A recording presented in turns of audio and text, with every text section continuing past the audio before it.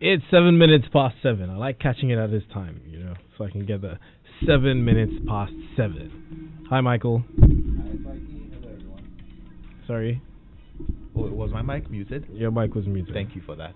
This is the love I get. Hi, Spiky, and hello, everyone. Yeah.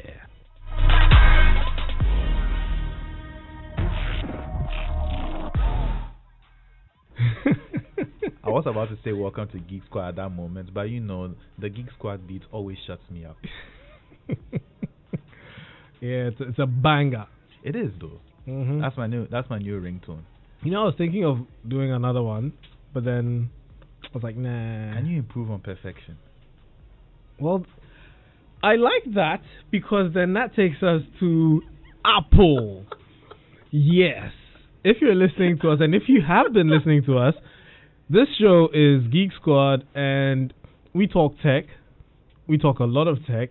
We talk science sometimes when people decide to, wade into the scientific garden. But most of the time it's tech-related stuff. Auto tech, phone tech, computer tech. What kind of other tech? Home tech. Home tech. Everything tech. Medical tech. Yeah, this is us. We talk tech. Yeah. If you love tech, you love Geek Squad. And yeah. And if you don't love tech, you should, because tech is taking over everyone's lives, and it's better to be in control and with full understanding of what's happening around you. Yep, absolutely. You should be. Think about it. Well, Apple just launched a new smartphone, the iPhone 12. Did I say a new smartphone? They launched 4 new smartphones: the iPhone 12, iPhone 12 Mini, iPhone 12 Pro, iPhone 12 Pro Max. Yeah. And then they launched the HomePod Mini. Mm-hmm. Yeah. And we're going to tell you all about the new stuff that they launched today. Yes, we will. We will. I was just thinking about that. Can you condense all the iPhone 12 into one? And no, you can't. Yeah, you can't. There are 4 distinctly separate devices. Then you have the HomePod, about making your home more intelligent. Which seems to be the way things are going now. Think about it. A home where you walk in and everything is smart. Your curtains are smart. Your switches are smart. Your light bulbs are smart. Everything is smart. And you power everything. You control everything with your mouth. Not like with your mouth, but like with your voice. You just have to say it. It's appealing. Picture this. Actually, I'm sure a lot of our listeners can attest to this right now, that there's a lot of heavy traffic in town tonight. So yeah, picture this. You're now going to go home, and you now have to unwind from the day. You walk in, then already the fatigue is hitting you, and you just want to relax. Yep. But unfortunately, you left your curtains open because you left the house in the morning. Now you have to start going around the house everywhere, closing everything, checking. Like, you just simply walk in. Are the curtains closed? Yes, they are. It closes the curtains for you automatically. You don't need to send your children. You don't need to call Abena. Come and pick the remote for me. You don't. Actually, that whole era, kids, listen to this because this is very important. That whole era that they didn't experience.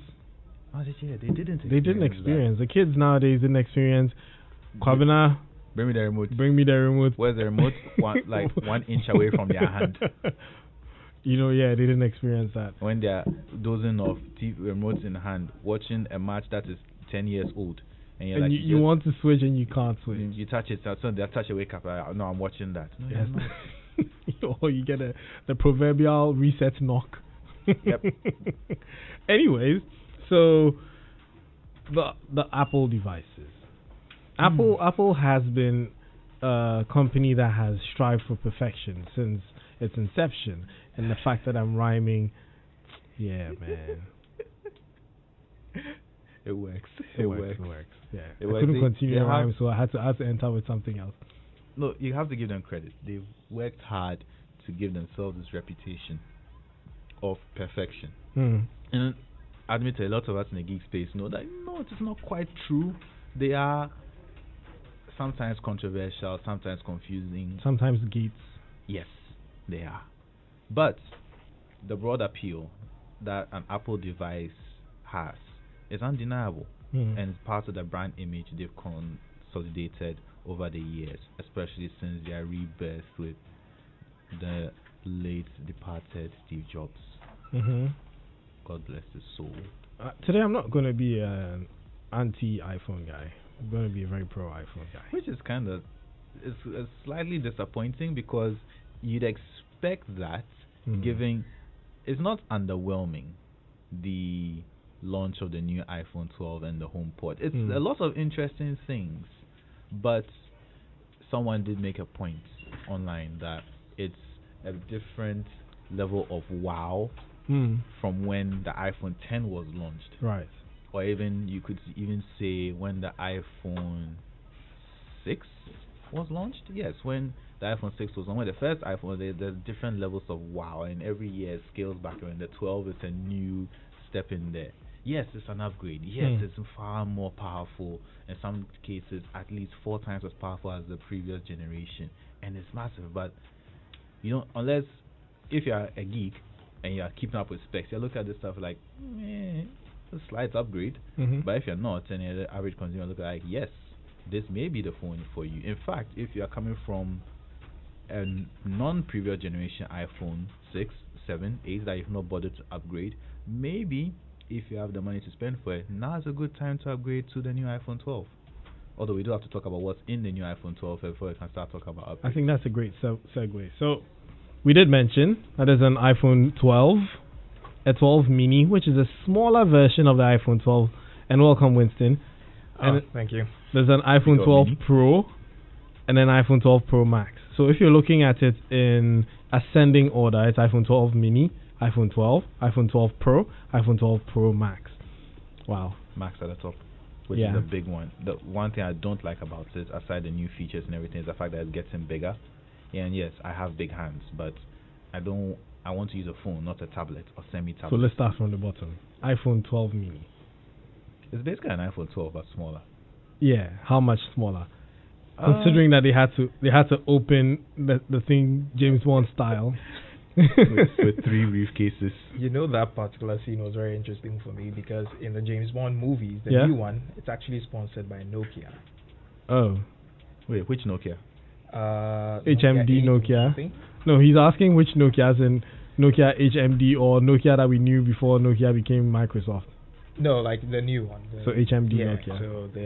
So it was very funny for me here. I wonder how much money they paid for that soundtrack to play, but not as much money as BMW are paying to be in the new James Bond movies, but that is completely by the side. Yeah, totally. Anyway, so 12 mini. What should the end user expect?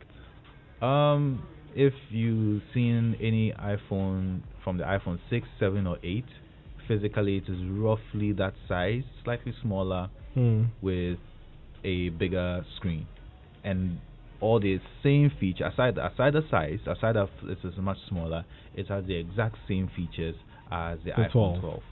And it's the size of an iPhone 8, right? But without the bezels. Yeah, but the iPhone 8 is also the same size as the iPhone 7 and 6. Yeah, but without the bezels. Yeah, without the bezels. So aside that huge notch cut out on the screen. Yeah, the bite. Yeah, the reverse forehead. Wait, so the iPhone 8 was 5.4 inches? Yeah.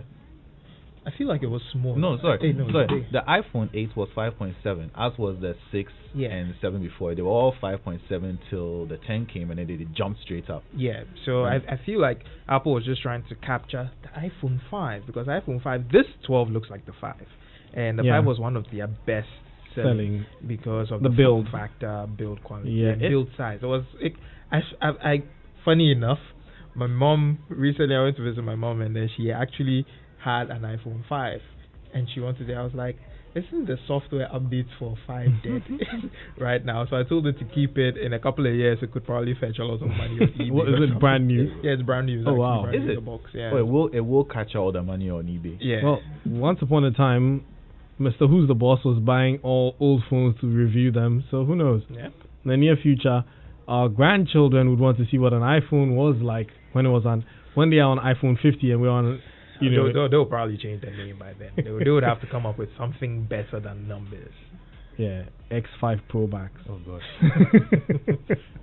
Anyways, so we have the 12 mini at 5.4 inches, but all screen, and guess what? They're all OLED. So when that particular part was talked about, and how Apple was saying OLED is better, I remember a couple of years back, they were so staunch with LCD. They were like, LCD is the best thing that ever happened. Well, this is Apple. So when they said, everything I was like, Apple does is the best at the time. why? I was like, I heard them say, I was like, why do you be doing this? Why? Like, we don't have to do this. Now, what you did mention right now reminds me of the fact that it comes with Touch ID. And for listeners who remember the Touch ID, that was when the home button was your fingerprint scanner that you could get into your phone with. Now, with the Face ID from the iPhone 10 upwards, or iPhone X for those who like to call it that, they didn't come with a fingerprint reader. Nope. So you had to use your face. Yep. Now we're in new times, and new times demand that you take off your mask to look at your phone to unlock it, or you have to remember your password. Yeah. So what did Apple do? They brought back the Touch ID. You know, it's very that they didn't announce at all. Yeah, they just slid it in. I mean, a couple of days they back. They just flashed it. A couple of days back, I remember Marquez Brownlee, MKBHD, tweeted that he understands the way Apple does their PR and stuff, but saying that the new fingerprint sensor in the Touch ID being the best thing ever made is very foul. Which is why they didn't say it, because when they launched Face ID, they did tout it as being better than Touch ID, which is why they removed Touch ID entirely. Now, bringing it back would be going back to each your own words, which they will never do. Yeah. So they just went ahead and just flashed it. Oh, if you find out that it has it, that's your business. Yeah. We just put it there just in case. And in truth, I've always said this. Options are nice. Face ID is great. Also having Touch ID is equally great. Why shouldn't we have options? Because it costs money. Okay. To now develop and think it through, and how's it going to work and where's it going to be. Well, they've done it. But they've done it, and I have a feeling that, yes, we have to do it because this is what the times suggest. If it wasn't for the Rona, it would not have happened. Never have oh, yeah. Well, true. Yeah, well, true. So they were forced to do it. And like you said, they can't go back on their word and like, yes, suddenly Face ID isn't great. What? It would have been interesting if they had owned it and then announced Touch ID is back. Touch ID 2.0. Yeah, with their whole gimmick. 5 times faster. With Apple 10 times more coverage. The statistics, though. 10 times more coverage. Oh, man. 100 times more secured. The statistics are killing the percentages. Yeah. Everything is 25% more this. Yep. 4 times more this. Yep. The drop durability. Granted. Good. I've said this before. Ceramic is stronger than glass. And I experienced it in the glass is not ceramic. It's a coating. It's a coat. Yes, coated with ceramic. Yeah. So it's glass, but they've kind of merged it with ceramic crystals to increase the durability, which they are touting is 4 times stronger than. I don't know if they are saying it's 4 times stronger than Corning Victus, which is what I was just about to pull up, because Corning, the same company that did this glass for the iPhone, made a Corning Victus, which on their sites they're touting as the toughest Gorilla Glass yet. Well, I don't know what Apple is calling it, but Apple also says this is the toughest. Yeah.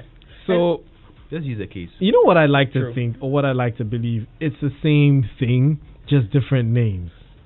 To be honest, watching a lot of durability tests, it is true that Apple screens are better because they're not curved. Exactly. Yeah. The mistake Samsung does is curving their screens. That makes it more susceptible to cracking. Damage, yeah. Because you have an area that is already bent. Yeah. So it's already under stress. So it doesn't make for a perfect comparison. But then again. But one thing I am most excited that they announced was MagSafe. It's impressive. It is beautiful. I mean, we didn't get AirPower. And I feel like MagSafe works because I remember when a couple of years they dropped MagSafe from the MacBooks. I was like, why would you drop one of the best things ever? Because I know several times where you're walking and you cross your laptop charger and the MagSafe just detaches. You are crossing. Someone else will cross. Yeah, and then your laptop is still on the table and the cable flies away. But some people have actually created these detachable ones that I think Michael has one. I use one permanently. Yeah. I have, someone makes cables that have magnetic tips. There's for mini USB, USB-C, and then Lightning for iPhone. Then I have one permanently attached to my phone. So now anytime I'm charging, I have one MagSafe cable basically. Just Yeah. connect, and it transfers data as well. So I can't use it to back up and connect to a PC or whatever. Connect and then boom. If it's charging somewhere, someone kicks the cable, my phone doesn't fly to the other side of the continent. It's right there on the table, and the cable is gone instead because it's the exact same. I was actually surprised that Apple didn't go down that route. Because if anybody can engineer a cable like that to a nice and premium extent, it would be them. But they decided to go with this huge sync plug that sticks to the back of your phone. I mean, you think about it, they want to sell accessories. They are already taking out a lot of the power bricks from the boxes and all that stuff. So it would be counterintuitive to create a whole new MagSafe. You say that, but cable. then they missed another golden opportunity to bring USB-C to the iPhone world. It's in their MacBook. It's in their MacBook. It is in their iPad. Yeah. You know, Michael, I think the reason why they're not doing this, they want to milk it one last time. Fair. And they do to want be honest, to milk they it. touted. I remember that one of the reasons why they took out the headphone jack was they said that Lightning had better sound and charging and all that stuff. So Lightning was a very, very big deal for them. But right now, with It's not standard. with standardization of these tech devices, they have to go Type-C. I don't know why they are holding up Well, so long. maybe because they want to, take a bit of license fee from anybody who's going to make accessories for those devices. Yeah. You know, they get a license, they get a cut. Yeah. And at the same time, they may have an issue later with all this monopoly Congress thing that he had to go through. Because Congress could say that they are taking advantage of their position. Congress has said it. It was actually yesterday. Yeah. Congress I thought it had to do with other things. I didn't think that Congress announced that the top 4 tech companies are a serious monopoly, so they have to break them up. I don't know how they're going to do it. Well, they tried that with Microsoft years ago. It didn't work.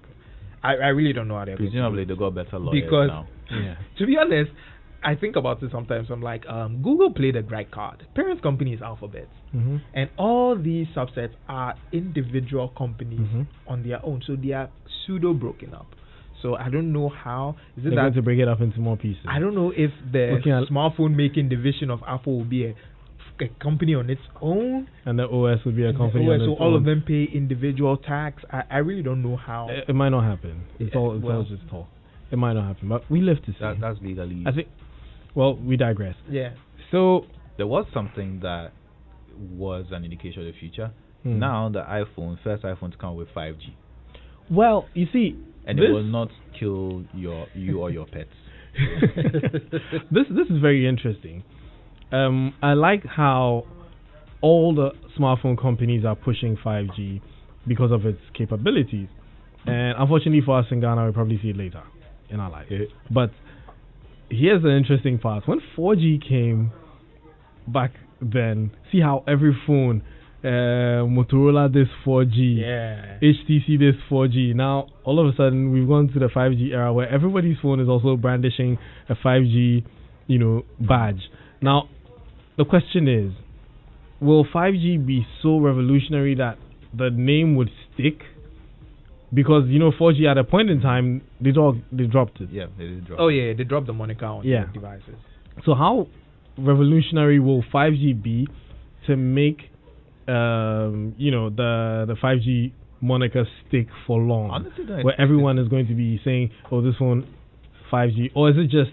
I feel like it's an early bird or early adopter. Eventually, will for the lack of a better term, gimmick, where they are using it to introduce that these phones have the capability. Because after like the next iPhone 13, if that's what they are going to call it, after that, it's going to be quite redundant to call it the iPhone 13, iPhone 14 5G. We already know. Yeah. Hopefully, the ubiquity of 5G would have increased. Right. But this actually stems a very interesting conversation in one of the tech groups you and I, Kobby, find ourselves in, where the argument was that is it better that Apple has made all their devices 5G capable as opposed to having some options. Android devices where it's optional, it's an optional pick. So what do you guys think? Well, I'll give you a typical example. Once again, let me take us back to when 4G was a thing. When you got a 4G phone back then, the early bird 4G phones, they had issues with 3G. Yeah. They had issues switching back to previous technology. So those who had 4G phones had a difficult time getting internet. So you realize that, and I'm sure some of our listeners who got 4G phones early experienced it. Some didn't even have 3G. You went from edge to 4G. There was no 3G for you to fall back on. Some of us had to flash a different modems software that could give you the ability to go 3G, and all that. So if you ask me, I think that if it's not going to have issues, and knowing Apple always gets this thing right. Apple is not going to give you a phone where you're going to have issues switching between 2G, 3G, 4G, and 5G. And I even heard them during a presentation saying that it's only going to use 5G at the time where it's a 5G capable area. It's a 5G capable when it's efficient, so it doesn't waste your battery. Yeah. And then you can go down to 4G or 3G. Yeah. And then 2G if you're in Ghana and other parts of Ghana or Africa or the world. Yeah. So you think it's a good idea to have 5G? Yeah. Yeah.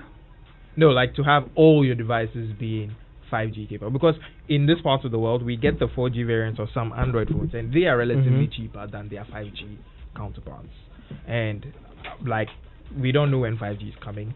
I mean, even in the US, how many cities have stable, consistent 5G? Well, it's emerging tech, and it's a marketing strategy to get people to buy the device with the assumption that, hey, it's new, get it. Even though you don't have 5G, but it has 5G. Because some people are going to walk into the store and say, I want to buy the latest smartphone. Does it have 5G? That's going to be the most important thing that people are going to be looking for. Besides, how good is the camera? People... that camera, though, I'm not going to... Now let's get to that. That was a good segue to get into talking about the camera. Yeah. Hi, Gad. Hi. Yes, Gad's joined us. Don't worry, we understand there's heavy traffic in town. It was terrible. Crazy. Which is why we have had to have an iPhone conversation prior to our EV discussion part 2. But Gad's just joined us. The rest are almost in. We'll call Eugene via phone because he's also stuck in traffic. Okay. So, yeah, let's just wrap up real quick on the iPhone 12 and then go to part 2 of our EV discourse. So, camera, seeing as I'm the resident photographer. Cameras. Wait. This gentleman here said he's not a photographer. He says he's a videographer. Today you say you're a photo. At the end of the day, in Ghana, it's pretty much the same. So you're just a grapher. Yeah, that's pretty much it. But so the brand new iPhones, new cameras, new tech. I mean, right now when it comes to the smartphone business, it is speed of your device and camera. That's it. And Apple is not playing. They came in swinging this year. There are certain features that I know for sure the average person is not going to use, like the Apple LiDAR. Pro Raw. Yeah. I mean, LiDAR is always consistently being used because it helps you to I was talking about the augmented reality part of LiDAR. No, nobody's... How many people? No one is going to use that. Even though it's existed for a long time. Yeah. The it's AR been on the iPads for a couple of years now. But, so LiDAR helps you. LiDAR is basically a laser-based radar system that helps you to take photos in low light. And also helps you check distance between objects. Yeah. So it's great tech, though. Yeah. So their low light photography has gone up, and Apple Pro Raw is the feature I'm most excited about. I'm not going to bore you with why it's great. It's just great. It's just great. Yeah, many people are not going to use it. We have to use them first. So I'm waiting for it to come out, and then we use it, and then we can give... Because, our listener sponsors? Smartphone companies like to hype their things. We've seen some of them use certain equipment. Bro, short on iPhone ads are always interesting. I wasn't talking about Apple here. I'm talking about some brands that have been caught using DSLRs to shoot ads and then say it's a smartphone. Yeah, but short on iPhone, and then at the bottom of the video they write in a very small text that other equipment was used, and many people don't really see it. Like the drone that we saw today. But it was strapped on. At least they showed us. Yeah, that is strapped on. Drone with an actual iPhone mount, which was. How many people are going to do that though? Me. I would. See? Oh wow. We've got 2. Boom. Good. And now, so many other people I bet said 2. it as well. So prices. A lot. Well, prices on Apple Stream do not reflect in Ghana. As I was explaining to you earlier today. To be honest, as usual, let's do the fun game. Guesstimate. What do you think will be the price of these phones in Ghana for the mini? So the iPhone. I'm going straight iPhone 12 Pro Max. We're looking like 15,000 Ghana cedis. Yeah. For the 512 gigabytes. No, entry level. Yeah. So if you are listening, the 12 Max starts at $1,099. $1,099. Yeah, $1,099. Which is like about a little over $6,000 in Ghana city. But you know, but in Ghana tax, well, you have to add the iPhone tax because your iPhone. The luxury tax on. Thank you. On iPhones in Ghana. Yeah. So you estimate $15,000. Me, I estimate $15,000. I feel like 12 Pro Max. $9,000 for the ultimate version. Is optimistic. That's very optimistic. Because the ultimate one could be, I think it's about $1,400. Bro, iPhone 6 right now still be like 1,000 Ghana cedis. You know that, right? Yeah. These folks ain't playing. So what about the mini? See, it will still have value. Trust me, iPhones don't lose value. They come in hard and they stay there. They stay so yeah, unless obviously you go to a recognized dealer who's not going to be putting a land tax on it. Never mind. Which recognized dealers are we talking about?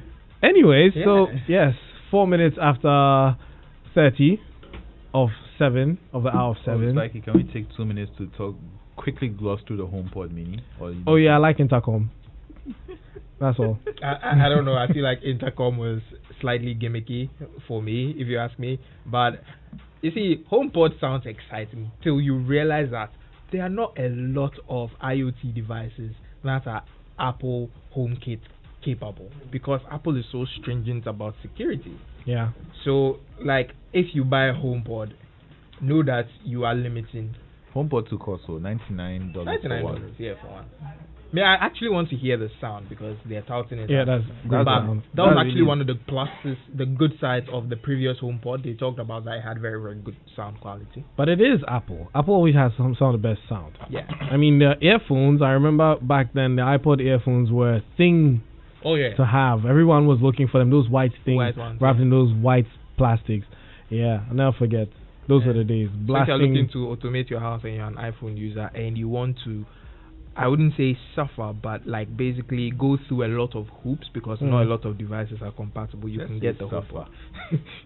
Anyways, so let's just move on from this. We will have an extensive conversation on smartphones maybe later. Yeah. And I use maybe very, very, very, definitely, because Charlie, you can't not. We have plenty of things to discuss.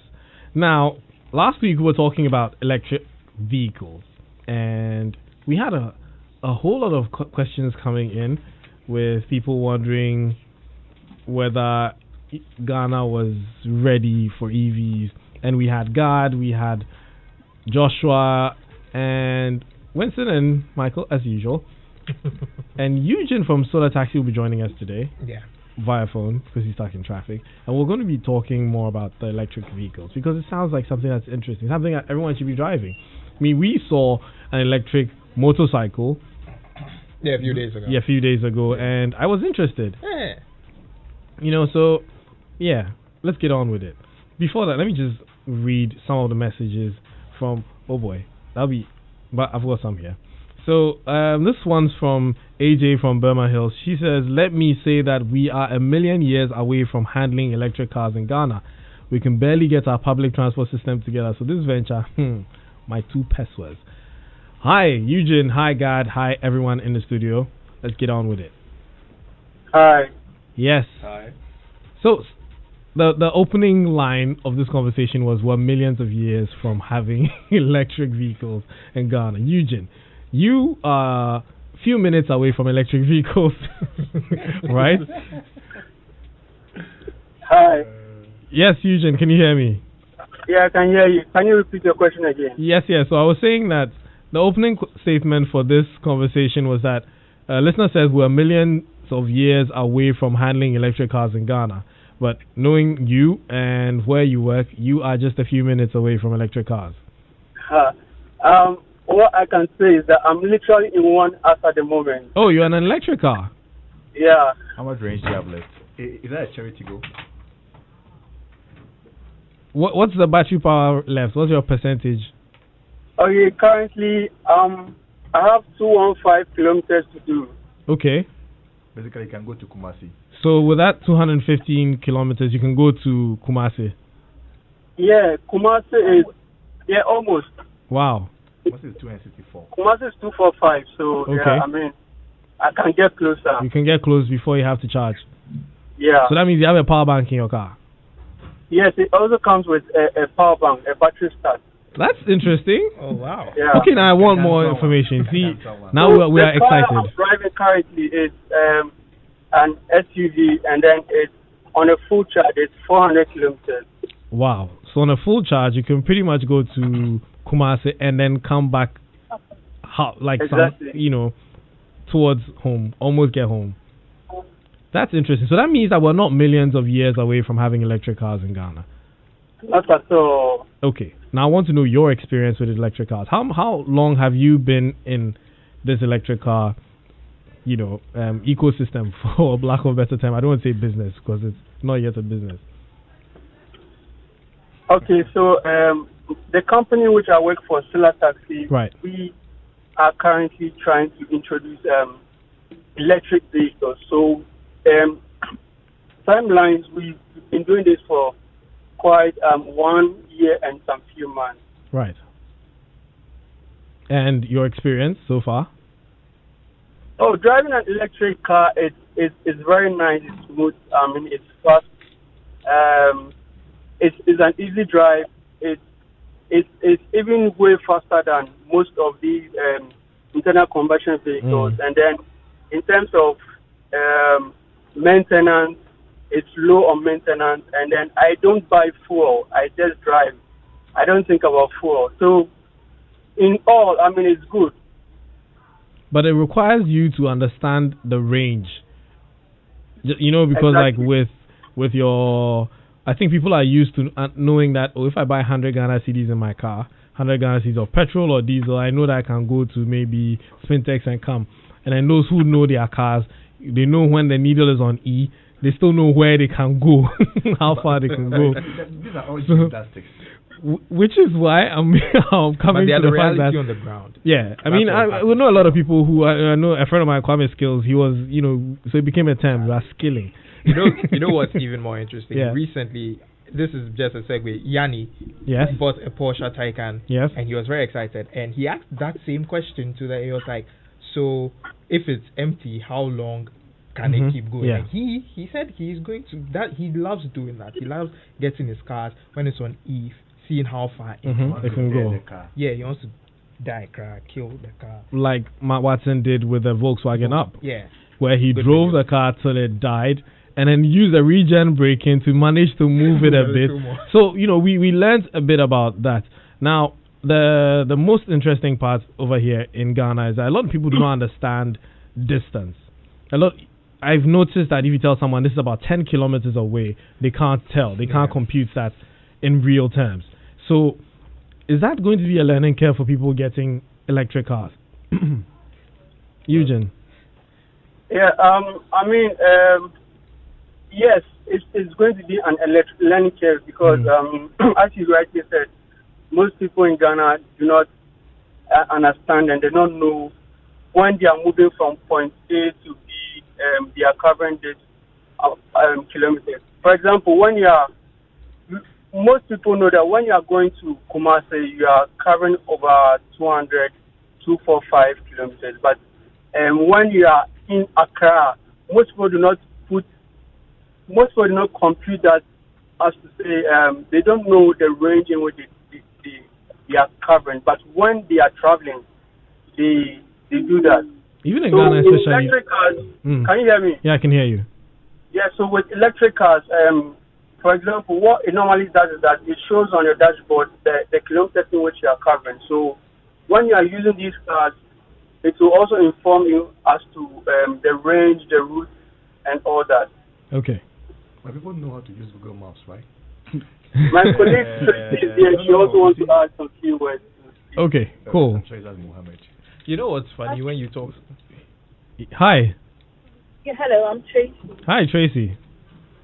Yes. So it's just like when you have a fuel car, you check your fuel gauge. You know you have this less. It's literally the same thing. Okay. You just have to be more aware of the kilometers now than you were when you were having a fuel car. Yeah. But just the same way you learn that, oh, I have half a gallon.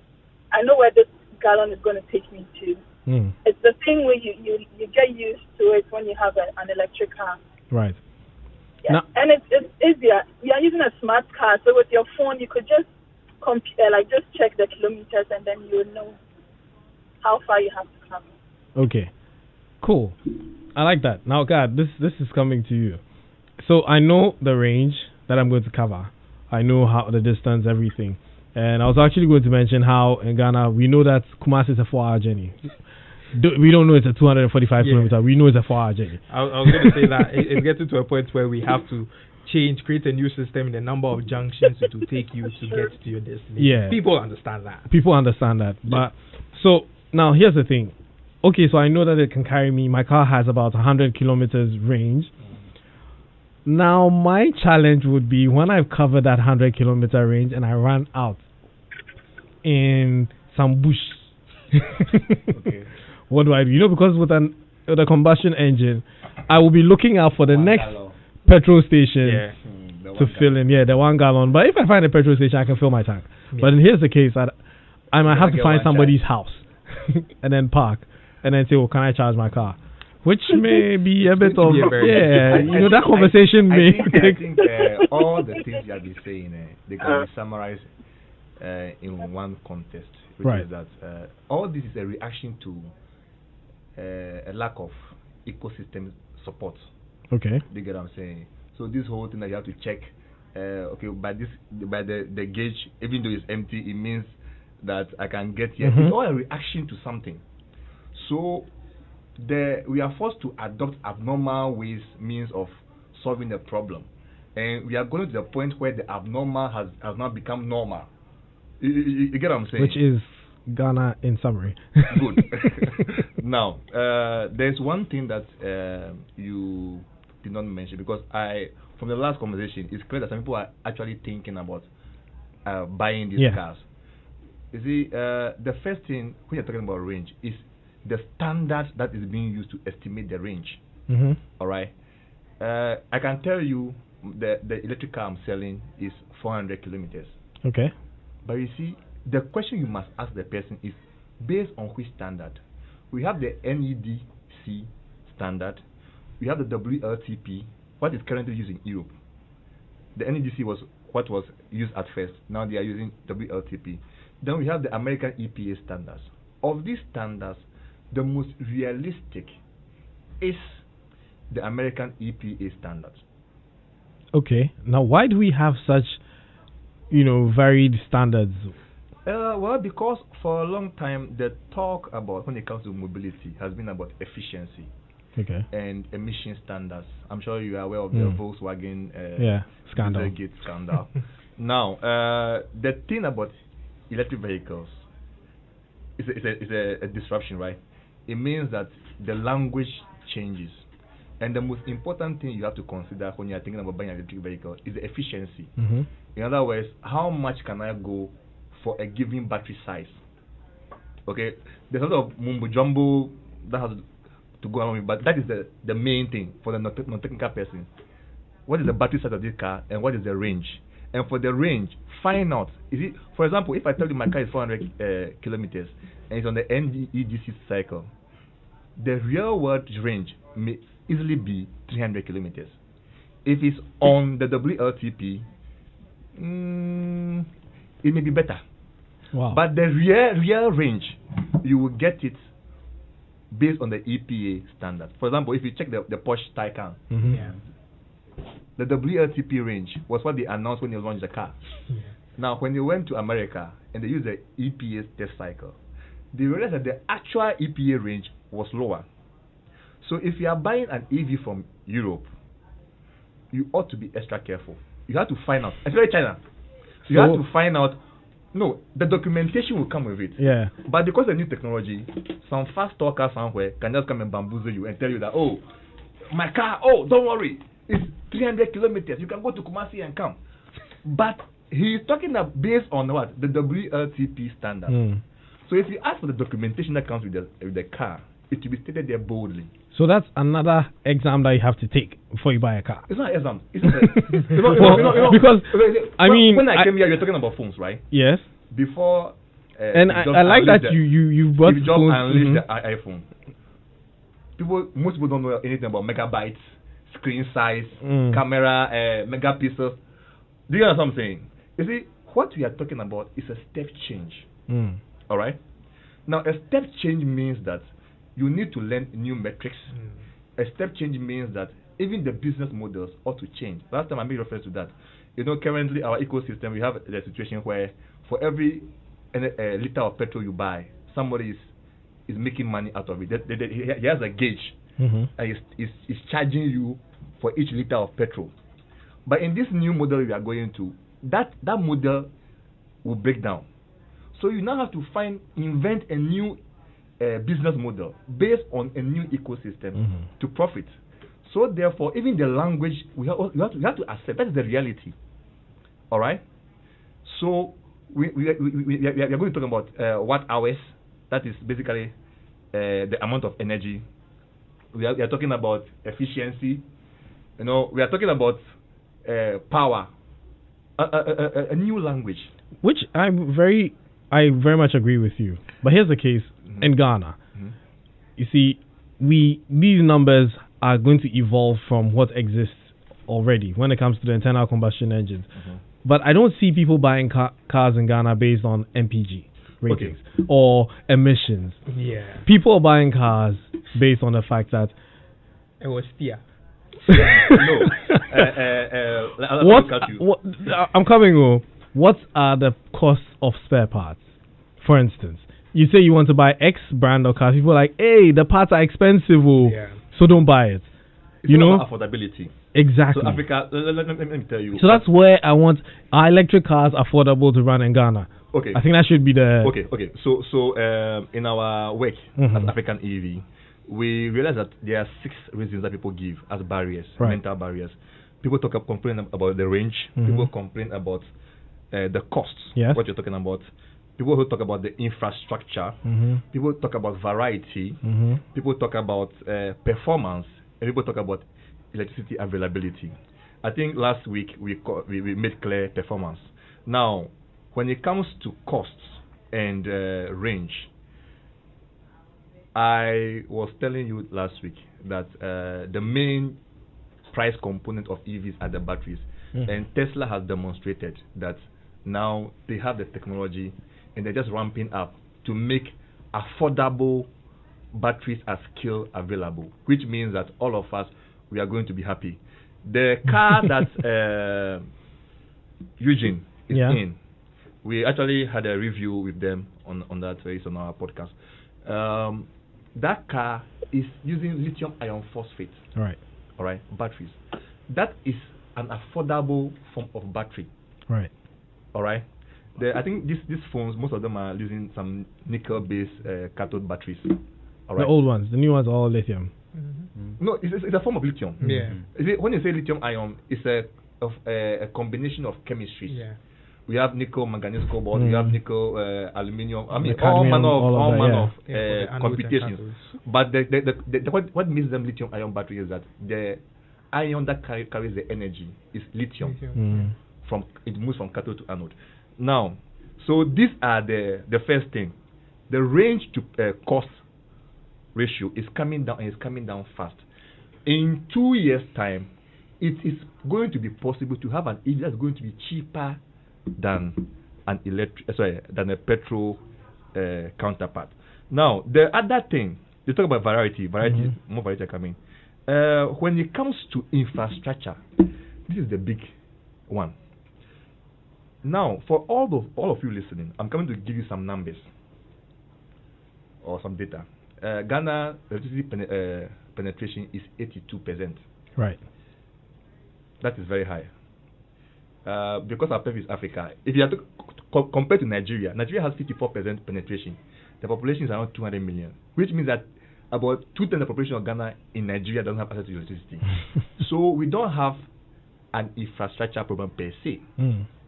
95% of the infrastructure has already been built. That is for Ghana. Now, when it comes to availability of the electricity, today as I'm sitting here, Ghana, I think at peak capacity, I mean, you can correct me if I'm wrong, but we consume like 2.7 gigawatt hours or so. Yep. But our generation capacity is 5.7. Yeah. So our problem is not that we don't have capacity to generate electricity. When you see doomsaw, it's not because there are not enough generators to generate electricity. It's distribution. All right? It's not distribution. About 10, 15 years ago, 25% of our generation was thermal, roughly. The rest is hydro. Today, 50% of our generation is thermal, 40% is hydro. And depending on the mix, the actual production may be 50-50 or whatever mix. Now, the funny thing is this. If for thermal plants, roughly 80% of the cost of the thermal plant is the fuel of running the thermal plant, is the fuel. That means that Akosombo that we don't have to pay for the fuel. Run your own conclusions. All right? So it is not about electricity availability. All right? What is most critical when it comes to the infrastructure is the charging standard. As I'm here, I brought an EVSC. That's an EV charger. You can see it's portable. Yeah. I just carry it here. You saw it. I mean, it's more You're looking portable at than Spiky's laptop. So. Okay. So this one, you can see. You can plug it into your car and plug the other socket into the wall of the socket here, just here. Yeah. You don't need to go and do. And how long will it take to charge? This one, it will take between 6 to 8 hours. 6 to 8 hours to get a full charge. Good. Yes. On a car like what Eugene is in right now. Yes. Okay. Now here's the key thing. Eugene's car is from China. Okay.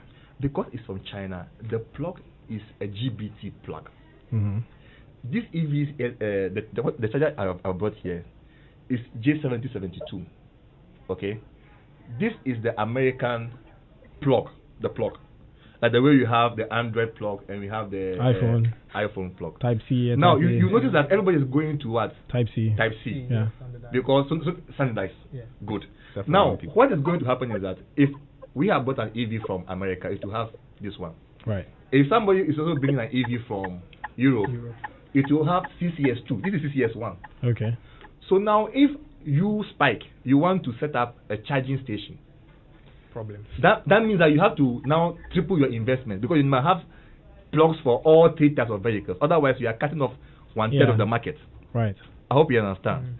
And the nature of the market is that we cannot afford to say that Ghana alone we are going to CCS1. Last year we imported about 4,500 new cars. The whole of Ghana, the whole of last year. Multiply that by 5. That will give you the number of used cars. So that's a rough rule of thumb in Africa. You see, we are a continental body, so we have data. Do you get what I'm saying? Yeah. The whole of Africa, we imported about 1 million or so cars. So I think we bought brand new cars. The world produced about 76 million. We are rounding error in the global automotive market today. Yeah. Now, however, that doesn't mean that in future it's going to be the same.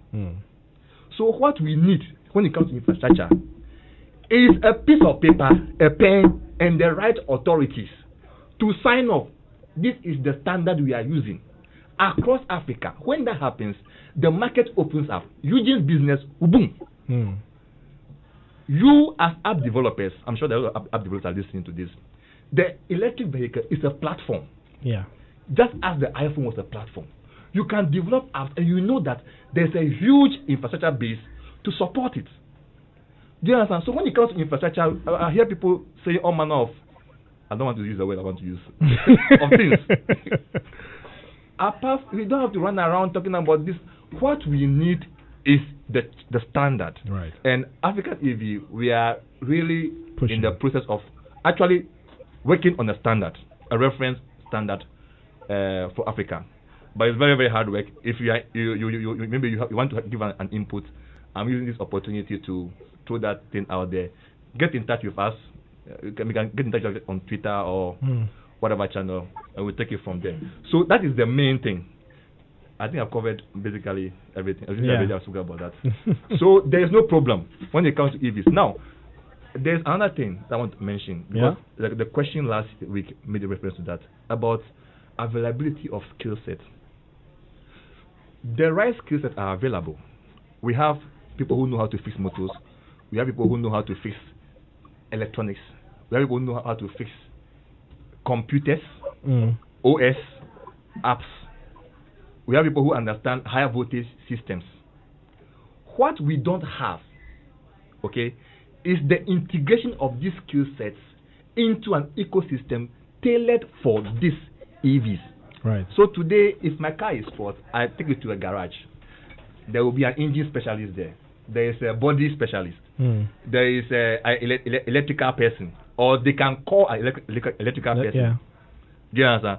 But today, if my EV is fault, I cannot go to a shop in Ghana, a garage in Ghana, where all these skills are under one roof. Let me ask Eugene. Eugene. Hi. I have just 1 minute, real quick. When your car breaks down, where do you take it? Since you're driving an EV. Okay, so currently, Solar Taxi, can you hear me? I can hear you very loud and clear. Yeah, so currently, Solar Taxi, we are doing a rental service. So we rent our vehicle. So we also do maintenance ourselves. If the cars break down, clients are required to bring it. We do monthly servicing for them and all that. Okay, so you fix your cars yourself at Solar Taxi? Yeah, we fix the cars ourselves. So does that mean that if I have an EV, I can bring it to Solar Taxi to get it fixed? Sure. Yeah, we have engineers who are trained to do that. So. Okay. So, thank you very much, Eugene, and thank you, guys. Thank you, Winston. Thank you, the Geek Squad. And we'll definitely come by. Yes, unfortunately, we've run out of time. But we would have had a great conversation if it wasn't for traffic in town. My name is Kobby Spiky Nkrumah. You've been listening to Geek Squad. Up next is the news. Catch you next week.